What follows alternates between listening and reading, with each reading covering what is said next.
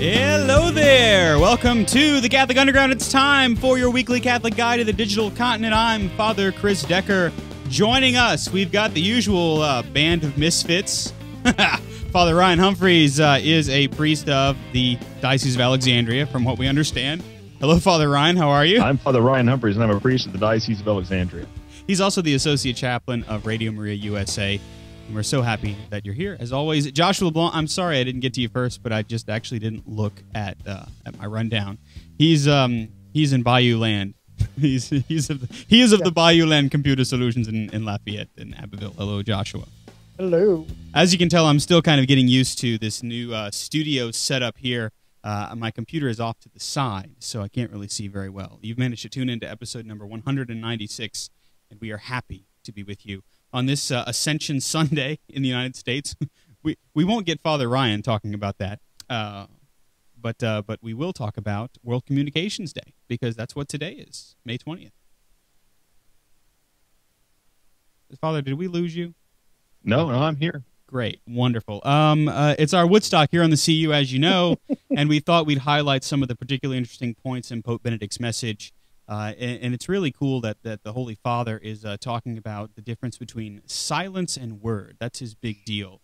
Yeah, isn't it? I remember whenever he released this message, what was it, like 2 or 3 months ago, in anticipation of today being World Communications Day. And that was one of the things that really spoke to me, was the fact that he talked about this relationship of silence and word, and how you have to have a balance between the two, and that the two have to, that it's not always about speaking, but it's about sitting in silence and being still and listening to what the Lord has to communicate to us.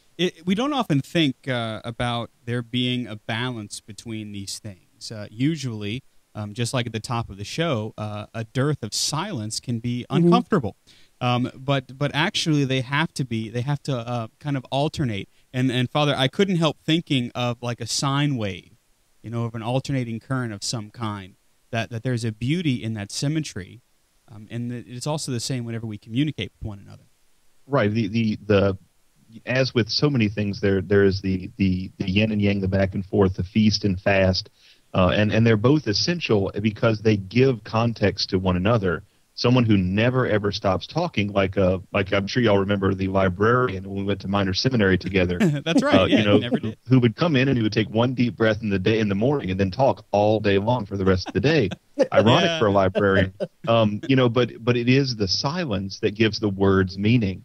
And the image I've been thinking of lately is actually for those who are scripture scholars. When you're working with an actual text, like the physical handwritten text of the scriptures, like in the Dead Sea Scrolls, what you actually have is just one long line of letters. There's no breaks, there's no spaces, there's no nothing.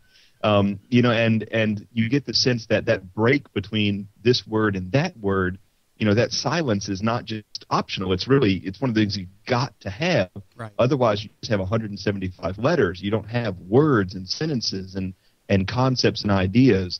And so there's so many different ways to think about this, and the Holy Father's pointing out that all of those things matter to us as Catholics. Well, and I think also in our world we see silence and communication almost as the world sees science to faith, as though they're opposed to one another and not connected. And the thing about silence and communication is being in the world. I know sometimes I find it very difficult to sometimes simply be in the silence, as though it is opposed to communication. Imagine going sit in the adoration chapel like I sometimes do, and that the silence can sometimes just be deafening, almost piercing to the brain when you're constantly being surrounded by noise.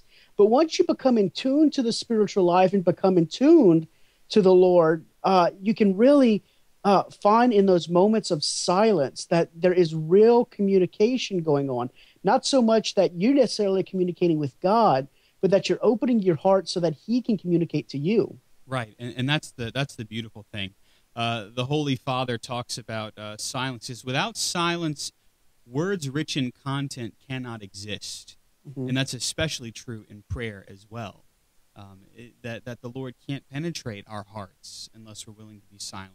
And further, even our study of Scripture, as the Benedictine tradition would teach us, even our study of Scripture can't really dive deep into the words without silence, without that appropriate time for sitting with the Word. Well, my experience of offering the traditional Latin Mass has actually come into this a lot, because there's a lot of silence for the faithful. When you're sitting there and you enter into the long silence of the canon, and you'll hear a couple of things here and there, and the bells ring and this, that, and the other, but there is this long period of silence.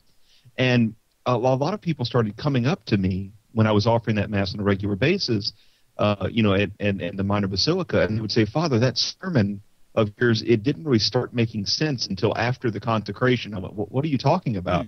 And they would say, "Well, because you give the sermon, and then immediately following the sermon, there's a long period of silence." We were taught in seminary, you have to have a lot of silence in the new Mass, but you have to kind of invent that silence out of from scratch. You just have to stop doing everything and stare blankly at each other while you're quiet. And so you give a sermon in the new Mass, and then immediately there's more talking. You've got to say the creed, you've got to do the intercessions, you've got to immediately start talking again. And there's something about that long silence, the traditional Mass, that allows things to soak in. And I think it's certainly the Holy Father's experience as well. The context, the content, and the context of words can only really come about when you're kind of pondering on them, like Mary did. Keep these things and meditate upon them in your heart. That's right. You talk often about the signal to noise ratio, Father Ryan. It's interesting because the Holy Father is right on that tack. He says, when messages and information are plentiful, silence becomes essential if we're to distinguish what is important from what is insignificant or secondary. And the Mass is a great example of that. Yeah, and one of the things, too, that we don't recognize is that in silence, it can be a place for us to have a greater receptivity of what the Lord is asking us. Benedict, even to quote him, he says it's even more active communication because of the fact that we are opening ourselves and not simply running our mouths. And that's the one thing about communication. It can be very one-sided, and sometimes it's the spiritual life and even other things. We've all had people we've worked with or dealt with where the conversation can be very one-sided. They talk and talk and talk and talk. You can't get a word in edgewise, and that's what sometimes, I guess, happens. And so in that silence, we can really sit back and kind of just allow things, as Father Ryan said, sacred silence in the Mass. We can let things kind of soak in. That's right. And in that idea, the Holy Father says that silence gives us the opportunity for greater receptivity. But he also, out of the other side of his venerable mouth, he says it also makes for even more active communication. So there's this idea, especially like on the Feast of the Ascension, that as we receive, as we become receptive to the silence, we can then go out and communicate properly. And the Holy Father continues talking about, he says, and it's interesting that he mentions these by name. He says, in the midst of search engines and social networks, ultimately, we are searching for the questions of human existence. Who am I? What can I know? What ought I to do? And what may I hope? And this interplay between silence and communication really is important, especially in the digital continent, wouldn't you say? No, it's definitely it's one of those essential aspects, because we do spend so much time on the internet. You're looking for things that you can make comments on, that you can immediately respond to. Yeah. And my mind goes to I don't know if y'all watch Big Bang Theory. It's one of my favorite TV shows. There's this moment where Sheldon, the lead socially awkward guy in the show, is trying to solve this huge, massive question of the universe, and they're doing the big kind of Rocky theme music, the Eye of the Tiger music, and he's just staring at a marker board. And they're playing all this kind of overly dramatic music like there's some kind of battle scene, and he's just staring at a marker board. And you have that notion of that's what great philosophers do. That's what great thinkers do, great theologians do. They're kneeling down or they're sitting in a chair and they are pondering these questions, and it's in the silence. They're not looking for their brain to get a long line of thought. They're pondering and saying, what does it mean to exist? And what does it mean to say that I have trust that God is going to take care of everything that is necessary for my salvation, the virtue of hope? what does that really mean for this generation in this moment? And it makes sense why Pope John Paul would have spent 2 hours a day in Eucharistic adoration while he wrote so many of these brilliant ideas. That's exactly right. To continue the Holy Father's thought, he says that attention should be paid to the various types of websites, applications, and social networks which can help people today find time for reflection and authentic questioning. It's interesting that he says that websites and applications and social networks can actually help people today to find time for reflection. Who'd have thought that? I often don't think of that. Usually if I'm on Facebook or something, reflection isn't the first thing on my mind, you know. Yeah. But I guess this kind of goes back to his whole schema for communication in general, in that social networks, websites, applications are a vehicle and a window to an actual reality. They can be a launching board. Yeah. And that's awesome. Just to kind of paraphrase the whole World Communications Day message, which we'll put in the show notes. Say what you mean what you say, and sometimes be quiet, I guess. He then, of course, as with so many popes and theologians, he places everything in the hands of Mary. He says, to Mary, whose silence listens to the word and causes it to blossom. I love that. I entrust all the work of evangelization which the Church undertakes through the means of social communication. Listens to the word and causes it to blossom, as if Mary's silence actually had something to do with the growing of the child in her womb. You know, that silence of the womb is also a rich time of communication of mother to child. That's beautiful. And to actually have that as a schema for social communication, I think could be the work of a great paper or something to be written. Oh, yeah. Yeah, very good. Moving back toward the secular world for our patented ridiculous story of the week. The Pentagon has commissioned a new study to study the enormous cost of the many studies that they have been commissioning. This is actually coming not from the Department of Redundancy Department, but from the Pentagon. I don't even know what to say about this other than it doesn't seem to me this is effective communication. It's kind of goofy. Wow. You know, there's an old Chesterton quotation that says, "You never walk through a park and see a statue of a committee." Right. You know, because great things are very rarely accomplished through committees, commissions, or bureaucracy. And this is the notion. You have a bazillion people working. You have to have a study to commission. You have to commission a study to determine how much it costs to commission studies that you've been commissioning. Right. It's just great. It's absolutely crazy, is what it is. I don't know. Yeah. You know, it's interesting that we talk about the importance of communication, and then we go right into this story, which I mean, there is no particular breakthrough here. Do you really need to study about studies to see if you're doing too many studies? I don't know. Nothing will ever come forth from this. It's just it's doing stuff to do stuff. It's spinning one's wheels. You know, navel gazing. Yeah. You know, it's we've got to have something. We need activity. We're an anthill, so we've got to have some ants moving stuff around. So let's move everything from there to there. Yeah. Well, you know, my question is, if we spin this into the life of a diocese or a parish, would you say, Father, that the most important thing that you do is attend meetings? Because there might be some that would think that. Absolutely not. I mean, and I'm on some pretty important committees. You know, Father Chris, you and I both advise the bishop. I have many in books. I have a library that smells of rich mahogany. I mean, we sit. You know, we advise our bishops directly on a number of topics. We each of us have attended the statewide state of Louisiana regional meeting that advises the bishops on their what they're going to advocate, their policy questions, as well as their social justice and their spiritual and sacramental policies. Right. You know, so these are actual committees that do stuff, as opposed to, you know, committees that determine whether or not we need new gutters on the church. Right. You know, but it's such a tedium to go to these meetings because, you know, everybody expresses their opinion, and then after 3 or 4 hours, everybody goes home, and sometimes something happens and sometimes it doesn't. Right. You know, and I think my biggest priestly struggle in the larger parish is the sitting through the interminable committee meetings. You know, you're supposed to go to Jesus through Mary, not to Jesus through meetings.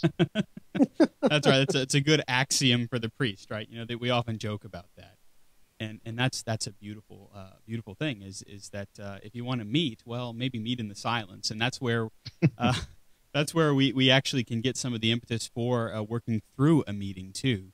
I know, Father, that I try to have an agenda whenever I meet. rather than just trying to do a study about studies. You're here. Well, and the great thing about the church and her wisdom is that most of these meetings are probably advisory in nature, because the great thing about that is the only way, it's been my experience, the only way you can get committees and meetings and things like that to work is if you can come together and you toss around ideas, but ultimately one person is responsible for the decision. Yeah. And so that's why it's great, for example, like, school boards and parish councils and all things are advisory. They're not really making the decision, but they come to the pastor and say, this is what we think, this is some ideas that we're throwing around. Ultimately, it's left to one person. That's right. And it's interesting that you should say that, because I don't know if your average John and Jane Catholic understand that's actually the case, is that they're there in an important role to advise the pastor or whomever, but ultimately it does lie with the father of the house, with the pastor.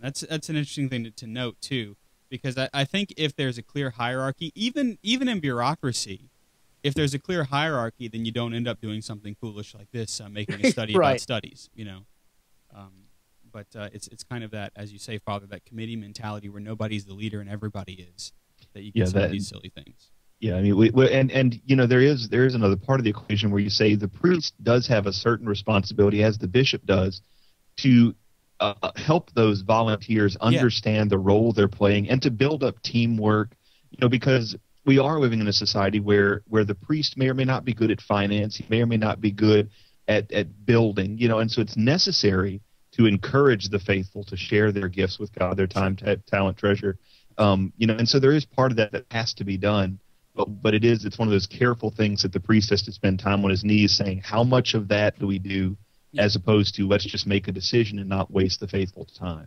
Absolutely. That's very true. So we're willing to own up to the crazy in this article and just laugh at ourselves. and do you think that for good government, you have to sometimes just be able to sit back and laugh and go, did we really just commission that? And I just want to know how much they spent on all this. I mean, it's probably, You mean how much we spent?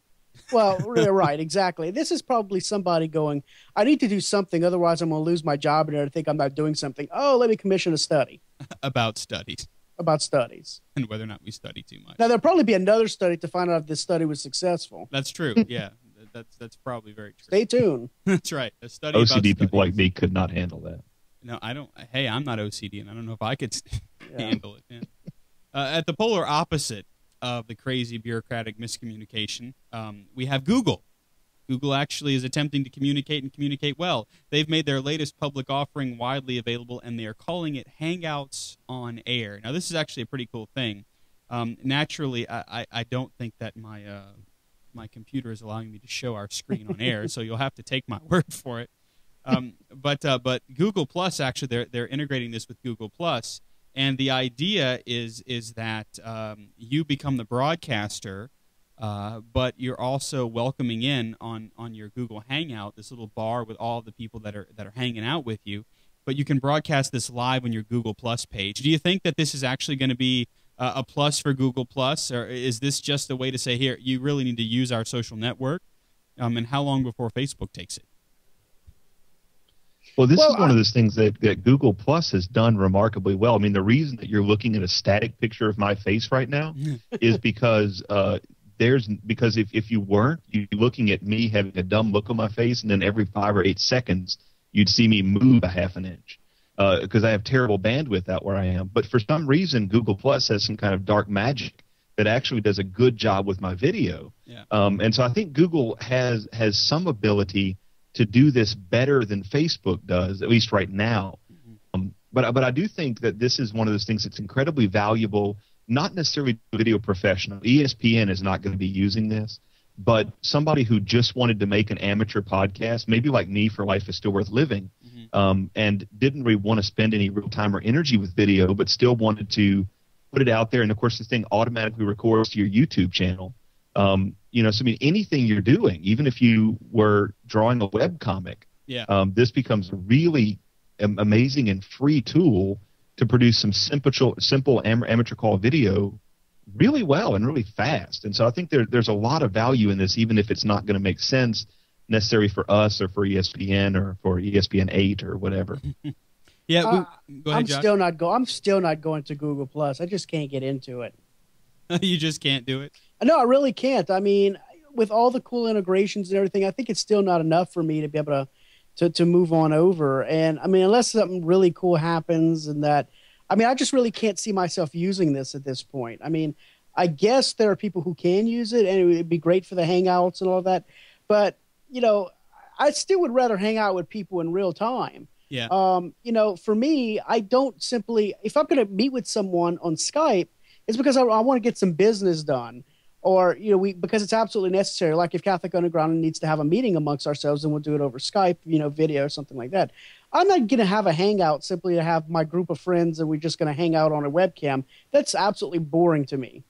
Yeah, for hangout purposes with no purpose, I must admit I'm kind of in that. But this the options they show happening on the Google on air is they show like this girl who's cooking and like all the people hanging out are cooking with her, you see, and for those actual meaningful reasons, I like that idea. But basically to have a virtual coffee shop, I just don't see it. Unless I'm in Helsinki and everybody else is, you know, all over the world, and this is the only way I get to see them. Mm-hmm. You know, I don't know. Maybe that's the key, is that if these are people that you spend every day with, well, then okay, no. But if these are people that maybe you don't see often, I don't know. I like the idea of on air though. Yeah, I mean, what this allows you to do that you didn't used to be able to do is you can just say the three of us are going to be in the Hangout and nobody else is welcome in the Hangout, but as many people as want to can watch us in the Hangout. Yeah. You know, and that's different from the old form where basically you started a Hangout and then anybody who wanted to fit into it, you know, could drop in. And so that old person from high school that you don't want to talk to anymore, they can just pop right in and be a part of your experience, and all you can do is mute them, you know, which is just not cool. So this allows you to do some really interesting stuff, and I think a Catholic podcast show like us, 5 years, starting 5 years after us, this would become something that's incredibly useful. Because I mean, Father Chris, you can say we've probably spent $10,000 or more, you know, putting ours together, and this does, and it still doesn't work all the way. Well, but yeah, and granted, this is not as pretty or well put together or well designed as ours is, but this probably works as well as ours does, and it's free. You know, I mean, there's something to be said for that. Yeah, I'm still trying to figure out how they do the mix minus to get back to the person where they don't hear themselves. I guess that's just because you have headphones on. I don't know. Aesthetically, there are a couple of drawbacks, but it's nothing huge. I mean, you know, I think we might start using a Google Hangout if I can actually figure out a way to get our feed that you see here shunted into a Google to recognize it as a camera. I don't know. Maybe I can do that. I'm not sure. At any rate, we turn our attention towards the church, which is a good place to turn your attention. We're very happy to announce, you probably heard this, that Father Robert Barron, the mastermind behind the Amazing Catholicism series, has been tapped as the new president rector of Mundelein Seminary. Mm-hmm. That's amazing. I didn't see this coming. Did anybody see this coming? Not even a little bit. No. Yeah. He's a no-nonsense kind of priest, and you know that if you've seen the Catholicism series. He's in fact, his Word on Fire podcast, his homilies are stellar, and he actually has a big heart, and he has tact, the kind that makes Father Ryan seem pleasant, I think. If I had that much tact, I would be a much nicer person. That's right. That's right. He's also a pioneer in new media. He was one of the most recent priests to begin using new media well. But his Twitter feed, his podcasting abilities, and that sort of thing. Lest we exclude ourselves, I think we probably should. We should abstain.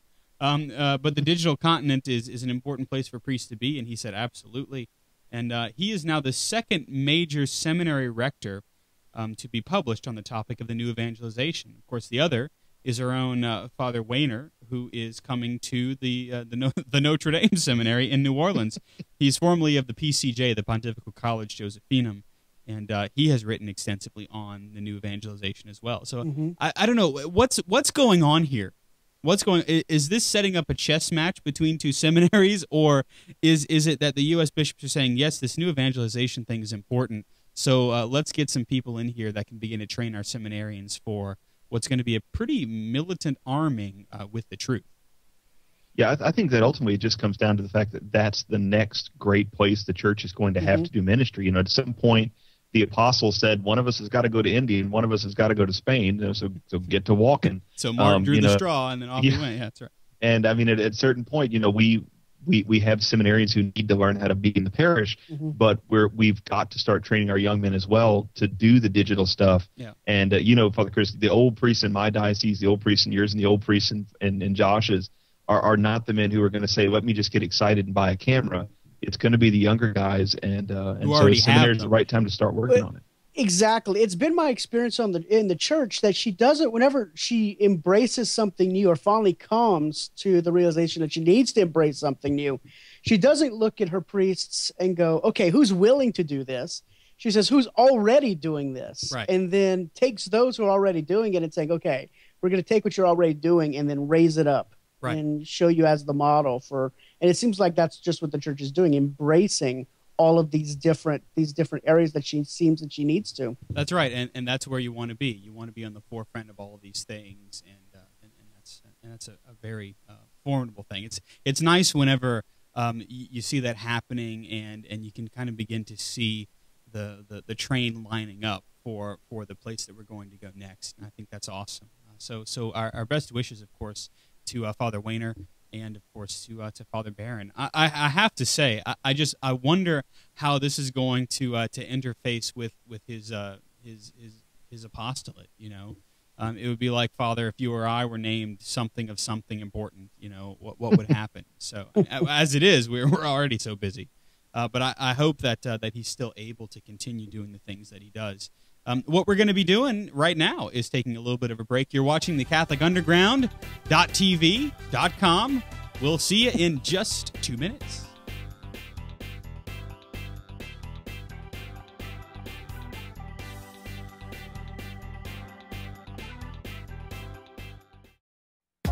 Looking for some fresh Catholic content? Head over to CatholicUnderground.com, the website that has more than just the Catholic Underground podcast. You'll find new shows, video, and stuff being updated all the time. You'll be able to listen right from your iPhone or other mobile device, and you'll also be able to see the video as it comes out each week. You'll also have access to live programming, as well as find out more about our mission and help us out. CatholicUnderground.com. We are Faith Gone Digital. Alrighty, welcome back to the Catholic Underground, which is your weekly Catholic guide to the digital continent. In one box, we've got Father Ryan Humphreys. He's a little static today. And in the other box, we've got Joshua LeBlanc, who is most decidedly animated. Mostly. Mostly. Like Edna Motes. That's right. If you're joining us on the internet, you know you can do that every week. We're moving to Sunday nights at 7 p.m. Central Time. So after you waltz out of Mass and you have your perfunctory donut, come on down and tune into CatholicUnderground.tv, and we'll be with you. So we've got the podcast rolling along. In related news, I can't say this. Both Pope Benedict and Archbishop Nikola Eterovich agree that education is the central challenge for the new evangelization. This is connected to before the break. And the idea that the new evangelization has got to be rooted, first of all, of course, it's rooted in Christ, but it's got to be rooted in education and catechesis. Really, really important stuff. Father, do you have some points to ponder in this story? Yeah, there are actually two different perspectives. Pope Benedict was speaking about the need to re-evangelize higher education, colleges. One of the salient quotes from his ad limina visit with the bishops of the Midwest United States is, quote, firmly grounded in this vision of the intrinsic interplay of faith, reason, and the pursuit of human excellence. Every Christian intellectual and all the Church's educational institutions must be convinced and desirous of convincing others that no aspect of reality remains alien to the mystery of the redemption and the Lord's dominion over all creation. Basically, that we have to realize that the faith has something to say about each and every topic we discuss, whether it's a deeply spiritual topic or whether it's something along the lines of Einstein's universal constant. And yes, there are things the Church can say about Einstein's universal constant and the theories of evolution and also of physics and all kinds of other stuff. Yeah, and that's the thing, is the church is supposed to comment on these things, and really, in one way or another, even the sciences are rooted in faith. Right. The truth is the truth, no matter whether it's the truth always has to be the truth if it's true. Right. With the truth. That's right. We very, very succinctly said. True stuff is true. If it's not true, it's not true, and then it's therefore not part of the truth. That's right. If it's not true, it's false. We're also going to be commissioning a study on. Well, no, but it is helpful for people to understand that there are different categories of truth. There is what's called metaphysical truth. There's scientific truth. There's empirical truth. There's moral truth, and all of these things have to integrate with one another, because it's impossible for us to say, okay, well, Jesus said that marriage, for example, is what it is. Well, it's okay to have marriage be something different because this piece of evidence over here proves that that's true. Well, it's impossible for the truth to contradict itself, and all truth is integrated. All truth is one, and it's a little philosophical and heady, but it's incredibly important to realize that, and that's why Archbishop Batarovich can say he's going to be heading the upcoming Synod of Bishops to Rome, that the essential struggle of re-evangelizing the wealthier Western nations ultimately is going to come back down to the fundamental question of catechizing. Is going to come down to instructing them in the truths, not only of the faith, but of the human truths of what it means to be a human person, what it means to be a humanist, not that humans become God, but that humans are made in the image and likeness of God. Now, is this because relativism is basically telling everybody I can make my own truth and I don't have to believe in any objectives? Well, it goes back to the philosophical failure of the so-called Enlightenment. Mm-hmm. But for those without the long, tedious degrees who did not sit through Father Augustine with his gigantic gap between his teeth explaining these things, yes, the answer basically comes down to this fundamental question of relativism, that there is not one truth and that there can be multiple competing truths. That's basically what the Enlightenment gave us, and it's a whole big pile of donkey. That's right. So one of the things that we often talk about is the charisma model. We've given several talks about it on the CU, and interestingly enough, it begins, Josh, with sin. That we have a sense of it, Well, right. I mean, if you don't, first of all, recognize the fact that sin exists, then you can't go anywhere else. And that's right. That's what they say. The biggest thing about, Satan in the world is he wants you to believe that sin doesn't exist. That's right. And of course, that's how relativism can take root. Is first of all, I pronounce infallibly in my head that sin does not exist. Mm-hmm. And then you make yourself a god. Right. Exactly. Imagine that first sin would be the same sin that we still struggle with. And so then, Josh, if there is a sense of sin that we assent to, that the world is fallen and I am fallen, then you have to move then to the divine mercy, that there is a source of redemption. Well, right, because if there is sin, then of course there has to be a source of redemption, and there has to be someone outside of ourselves who can do something with that sin.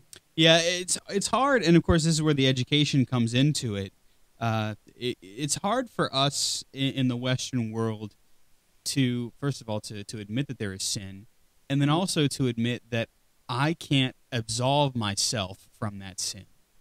Especially us in the United States. Yeah. Because of this idea of freedom and that, we can do whatever we want. Yeah, Father, that's one of the things that confuses me. I mean, I can't say really confuses, but it perplexes me whenever I'm trying to explain the notion of needing divine mercy. Is have we as a people become so entrenched in the fact that there is no sin, or that if there is sin, there are no consequences, that we don't even recognize the need for a savior, that we actually need somebody other than ourselves, and that we can't just say, oh yeah, I'm forgiven.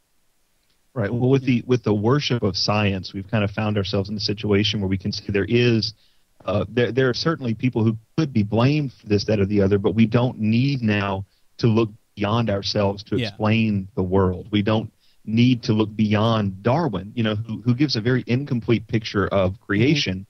We don't need to look beyond that to understand where we came from. At least someone who's not very well educated could think that.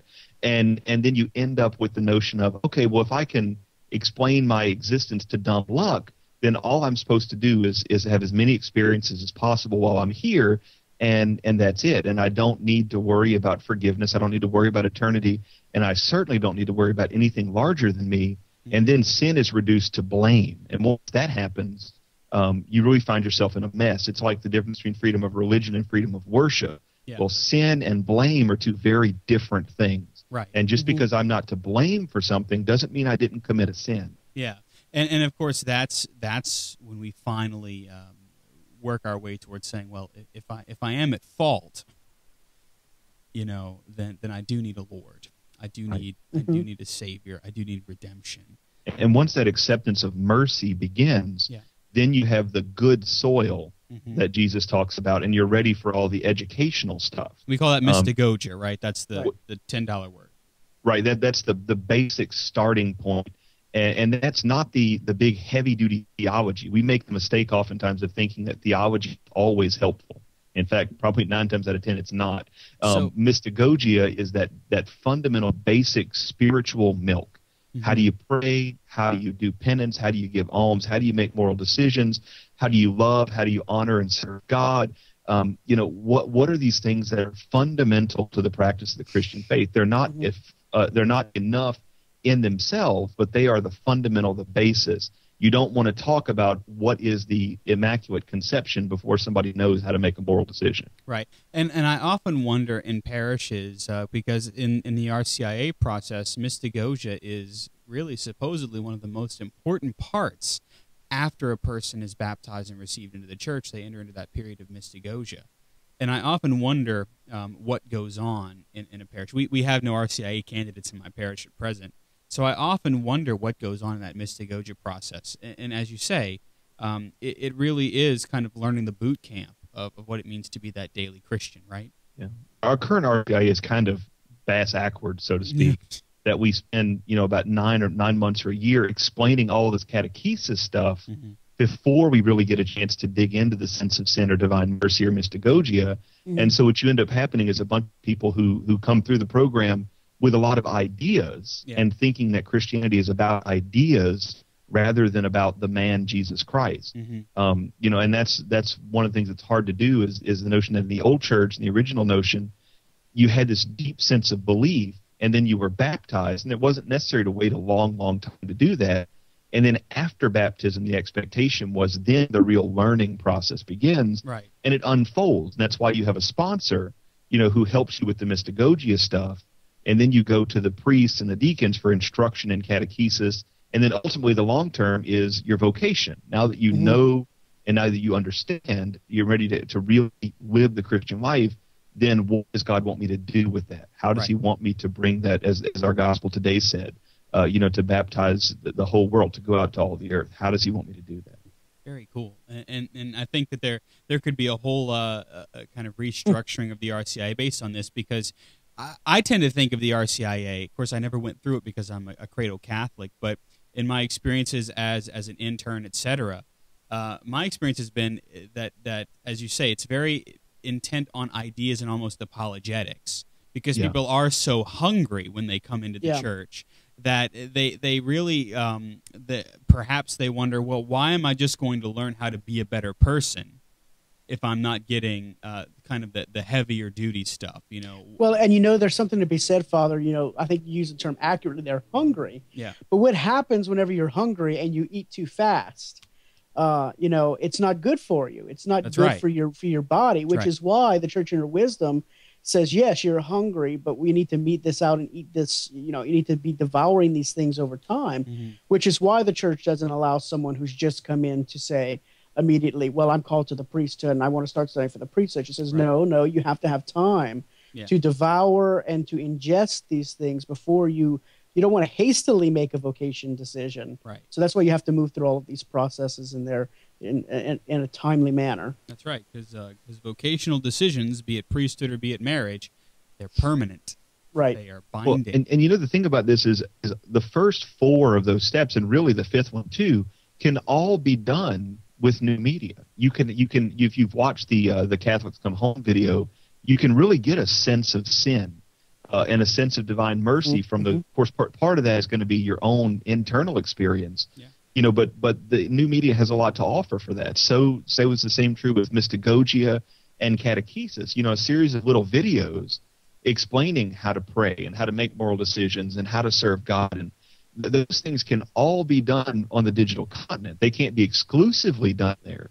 But this is ripe field for working with little short, simple videos explaining all of these things: the sense of sin, divine mercy, mystagogia, catechesis, and even preparation for vocation. Right. All of that can be done with somebody who is really going to do a good job with a bunch of short videos and podcasts. Yeah, in fact, that's an article in Homiletic and Pastoral Review, isn't it? Yeah, Father Michael Dink basically hacked into my mind and stole all the ideas for the Catholicon talk and then wrote them up last month at hprweb.com. It's an amazing article and one that I every time I read another sentence I said, wow, this guy is right. We're in sync with me. He's doing great work. It's astounding. Very cool.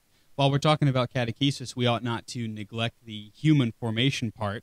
As we were just talking about, the catechesis is more than just theology and history, but there's also a larger picture here, because true catechesis forms the entire person and trains them for being a good human being. I mean, we have folks that are good secular humanists that are not joined to the Christian message, if you will.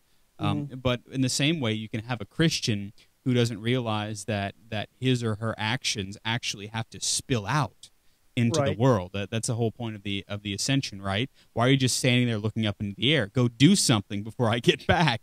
Actually make something with your life. Show that there's joy because you're a Christian.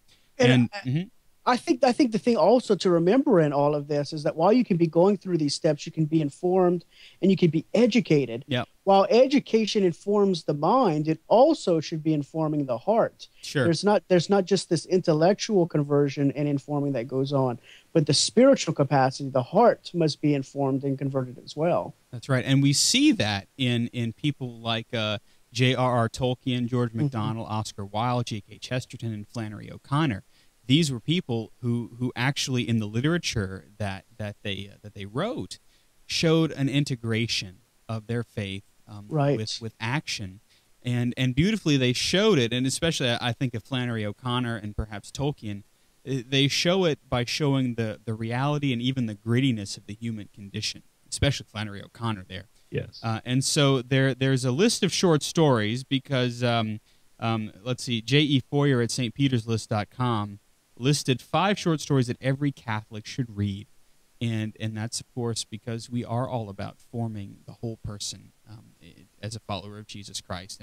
And so we'll put that in the show notes over at St. Peter's List so you can read these 5 short stories. I'm looking forward to it myself. Well, the Oscar Wilde story, the Selfish Giant, is one that is my favorite of them. Of course, the Blue Cross of Chesterton comes from his Father Brown mysteries, and Revelation by Flannery O'Connor is at the beginning of All That Rises Must Converge. But it's not a religious story, but it is one of these beautiful tales of just being a good human being. Yeah. And of course, the Second Vatican Council says Jesus Christ and He alone reveals man to himself. So every truly good thing that is human is at some level divine. That's beautiful, Father. Thank you. That's right. What we're going to do is keep on rolling here. And I'm going to move into just a little news from Rome. The Swiss Guard is beginning to recruit on Facebook, if you can imagine that. I was really surprised to see this, actually, because the Swiss Guard, when we think of them, this ancient order of Swiss men who protect the Holy Father, May 4th, they launched them a web page.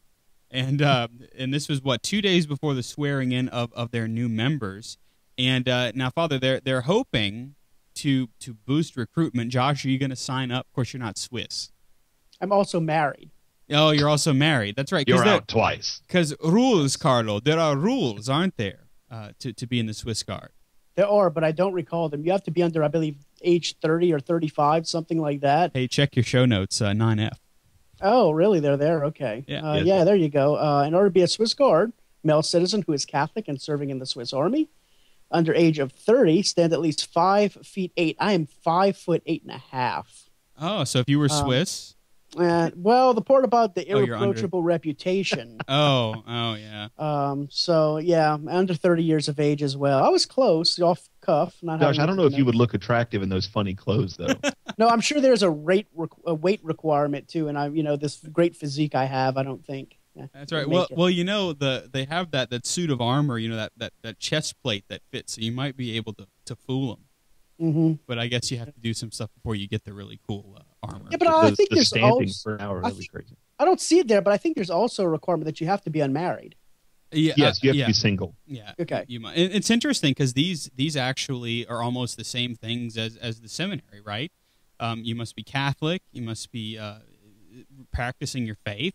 You have to be under 30. Well, you don't have to be under 30 to be in the seminary. That's for sure these days. You don't have a height requirement, but you have to be somebody of good repute. Well, I guess some would say that a cassock can look funny. So if you look That height requirement's a good thing for Father Earthman. Oh, don't say that about me. That's terrible. I just wanted to jab him, so I'm sure I'll get a call. You probably will. You'll get a phone call. Yeah. Now, of course, in all of this, the knife is optional. You do not have to have a Swiss Army knife. No. But you must enjoy Swiss Miss chocolate. That's right. But you must But if enjoy you do it. have the knife, it has to be red, I believe. That's right. That's right. Or one of the other colors of the uniform. So it's interesting that they're actually trying to boost recruitment. That's almost sad, actually.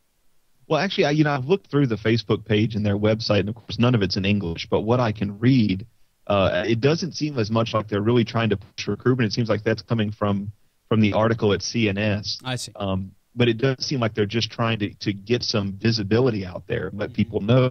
And it could be that they're trying to get visibility out there to encourage more people to sign up. Yeah. But that doesn't seem obvious from the web pages. But it's kind of nice, that the Swiss Guard is making a show on the web. Those who want to know more about it, well, there you go. Because it is an ancient order, and I guess the more westernized we become, the more we actually don't think about those sorts of things, that there is a group that protects the Holy Father, and that they don't just kind of come out of thin air. Right. Right. Yeah. You looked like you were raring up to say something there, Josh. Well, I'm actually looking. Wikipedia is the most reliable place for all information On the planet. And of course, in addition, it says you have to be between 19 and 30, but the actual height requirement is 174 centimeters, which is 5 foot 8.5 inches. So I'd barely make it. You'd barely make it. I guess Father Ryan and I would be okay, but again, there is a weight requirement. So Yeah. I'm Yeah. sure. I'm 6'2", but I'm not gonna do 100 push-ups, and I'm certainly not gonna be able to pass any kind of physical exam. That's right. I think there's also a Swiss Guard ability to give a piercing stare. Yeah, they really can. They know just enough English to be polite, but not enough English to actually be helpful. That's right. And I think that's a very, very specific amount of English that you have to know. That's right. You learn just this much, and the rest is the piercing stare. You want to come through this door? Try it. That's right. Exactly. Yep. Yeah. Yeah. And then the guys on the other side that have the halberd are just kind of also staring. So I can cut you in half, son. Don't mess with me. that's right. It is kind of spooky. Well, we'll stare at you for a minute as we make our picks of the week.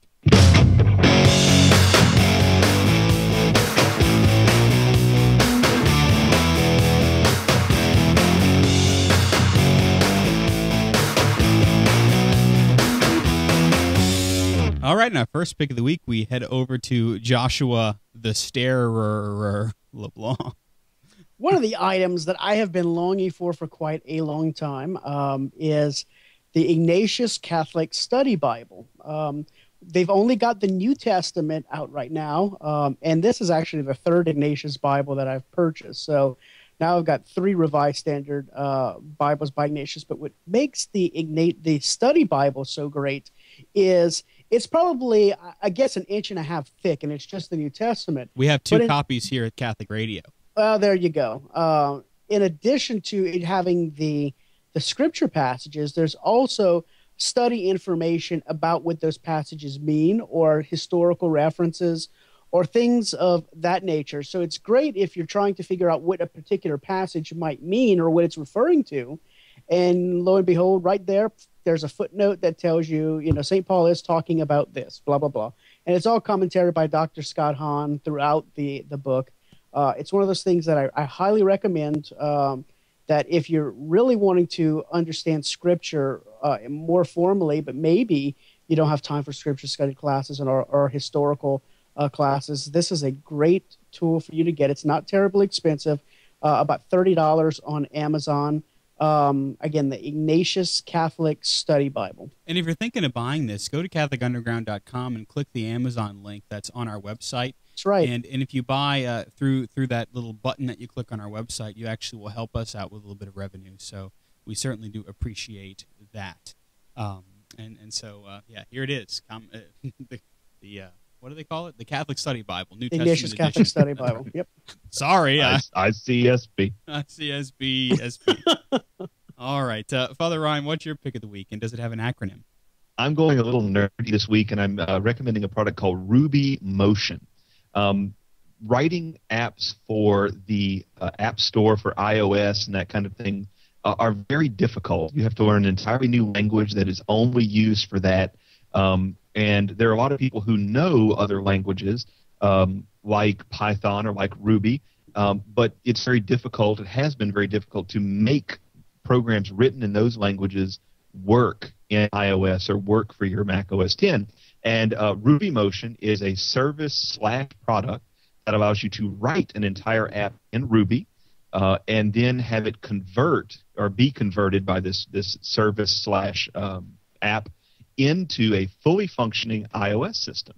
And so you could basically write an entire iPad app in Ruby without having to learn Objective-C at all. For people like me who have spent a lot of time learning Ruby and don't want to spend a lot of time learning Objective-C, this is all but magical. And so I am incredibly excited by this. Yeah, I would be too. That's very exciting to say the least. And it's as we move into the 53rd minute of our podcast, I think I'm probably going to have to take over because we're having a few little issues with the internet. Oh, I hear Joshua. I am here. And Father Ryan. Oh, okay. Did we get knocked off? We did. Okay. That's how. Anyway, you I'm know recommending Ruby Motion. It's at rubymotion.com. Go That's figure it out. If you don't know how to write OS 10. So. Very good. Happy birthday. Yeah. My pick of the week is also a book. And that is a book that I have been enjoying for some time. I don't think it was my pick of the week last week. It's called The Homemade Pantry: 101 Foods That You Can Stop Buying and Start Making. And if now that I think about it, it may have been my pick of the week. But the reason I'm recommending it again is because I tried one of the recipes, and had I not eaten all of them, I would have brought one on the show. But my dad my mom and dad came over, and Dad and I made homemade Oreos. The sandwich cookie. Joshua, you may have had to take a minute in silence for these because they were so awesome. Oh, really? Yeah. So it's called The Homemade Pantry: 101 Foods You Can Stop Buying and Start Making. So think about it. You could buy ketchup, or you could make your own ketchup. That can be fun. Or you could make your own mustard. That's also interesting to say the least. And then of course there's also the possibility of making your own toaster pastries, making your own ricotta cheese, which actually is very simple. All it takes is lemon juice and milk, and some well-placed cheesecloth. But I've really become very interested in this concept of trying to bake more things and to make them on my own rather than buy them at the store, especially since I live in the middle of nowhere. And so this is a really interesting book, and I highly recommend that it'll be in our show notes as well, since I can't show it to you on the video. Joshua, I believe we have an Audible plug for this week. We absolutely do. And as always, we'd like to thank Audible.com for their sponsorship of the Catholic Underground podcast. Audible is the world's leading supplier of audiobooks and spoken word digital audio. If you surf over to their website at audibletrial.com/Catholic Underground, you're going to get a free 14-day trial membership, also a free book download. You can cancel your membership at any time, no questions asked, and you actually even get to keep the free book. Membership offers you 1 or 2 audiobooks per month and gives you access to tons of free and discounted material. So that includes books, magazines, even daily newspapers like the Wall Street Journal or the New York Times. So don't let that time behind the wheel or at the stove or in the gym or anywhere else you may happen to be wasted anymore. As always, this week, one of the books we'd like to recommend is by Dr. Scott Hahn. It is Signs of Life 40 Catholic customs and their biblical roots. One of the great things about this book is he actually narrates the book himself, so it's not someone else. Yeah. Yeah. So, and Dr. Hahn has a very soothing voice that keeps you highly motivated. And so this audiobook, in its 6 hours and 54 minutes, Dr. Hahn presents the basic tenets of church teachings, clears up some common misconceptions about the faith, and talks about specific rituals and traditions, and responds thoroughly to common non-Catholic objections about them. Yeah, I'm tempted to buy this book. I teach for our Diocesan Religious Studies Institute, and I'm thinking that this might be one of my textbooks. I'm looking forward to getting this on Audible, and listening to it on my sojourns back and forth from the parish. So that's very good. Again, thanks for all of you who are helping us out by going to audibletrial.com/Catholic Underground. Thank you for clicking our Amazon link, and thank you as always for your donations. Your donations. We certainly do appreciate it. Well, that's the show for this week. If you want to find the links and the notes that we mentioned on the show, or if you want to follow us on Twitter, if you want to get to our Facebook page, the best way to start all of that is by going to CatholicUnderground.com. You'll also find our new media projects, everything, as well as your ability to make yourself heard. CatholicUnderground.com is the place to go. And we thank you for all of you who do that. In fact, if you haven't seen the new website, go and take a look at it. There's a giant picture of Tony Bennett on it right now. So, what's not to love? All righty. Okay. Well, Joshua LeBlanc is the Lord High Chancellor of the Abbeville Burger King at Bayouland Computer Solutions. He's at BayoulandCS.com, and he's at JR LeBlanc on Twitter. Thank you, Joshua, for joining us, even though we can't see you anymore. Well, if I was the Burger King, my kingdom would be here. That's right. That's right. But alas, as it is. Yes, it is not so. And Father Ryan, his church is online at campycatholicchurch.com. His internet connection is a dial-up, and he joins us at FR Humphreys on Twitter. Thank you, Father Ryan. It's been my distinct pleasure. And it's worth noting Father Ryan is going to be out for a little while because he is going on a European vacation. So with Chevy Chase and the whole crowd. It's that's great. Right, with Chevy Chase and your family, which I would pay money to see. Actual euro I would pay to see. My dad eating in Istanbul, it'll be something. That's right. Just say shawarma. And so we look forward to Father Ryan maybe filing a few reports if he can, and if not, we're going to hear all about it when he gets back. So look for some special guests in between then on the Catholic Underground. And that's the ticket. You know me. I'm Father Chris Decker. You can follow me on the Twitter at Digital Catholic. Thanks for tuning in and hanging out with us here on this digital continent. We are CatholicUnderground.com, and we are Faith Gone Digital. We'll see you next time.